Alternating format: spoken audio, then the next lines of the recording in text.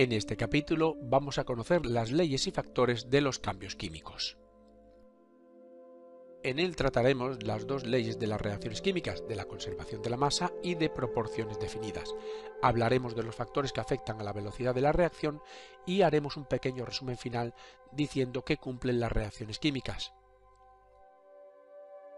Existen dos leyes fundamentales en las reacciones químicas, la de conservación de la masa y la de proporciones definidas.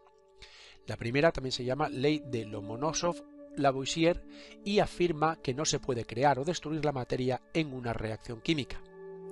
Y la segunda es la ley de Proust, que dice que la proporción de reactivos y reactantes debe ser siempre fija. La primera, la ley de la conservación de la masa, fue postulada a la vez independientemente por Mikhail Lomonosov en 1748 y años más tarde por Antoine Laurent de Lavoisier en 1785. Bueno, pues esta dice que en una reacción química la masa total consumida de los reactivos es igual a la masa obtenida de los productos de la reacción. Vemos en la balanza la masa de una vela apagada, que es la misma que una vez se ha consumido. Esto significa que no ha habido ningún cambio en la reacción, es igual, la masa es la misma.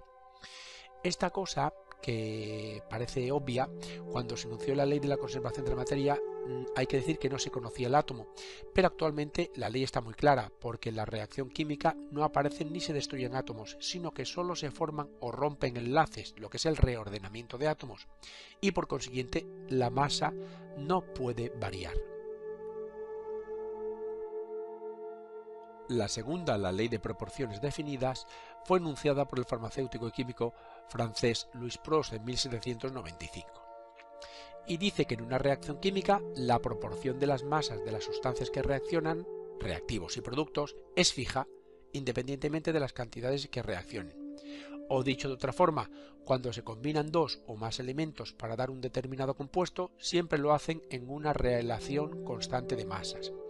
Aquí vemos claramente que 12 gramos de carbono combinados con 32 de oxígeno dan 44 gramos de dióxido de carbono.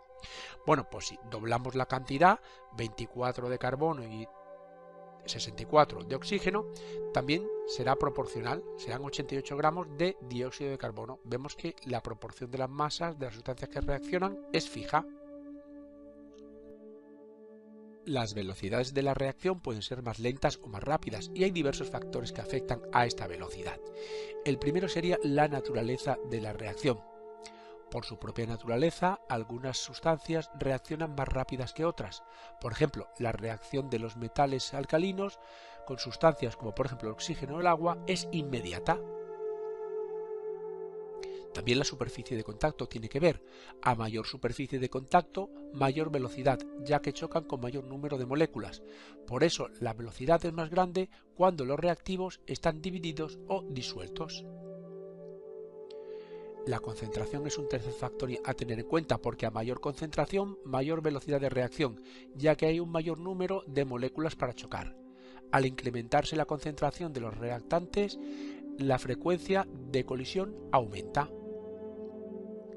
También la presión, que esto es solo para gases, ya que la velocidad de las reacciones gaseosas se incrementa muy significativamente con la presión, que equivale a incrementar la concentración del gas.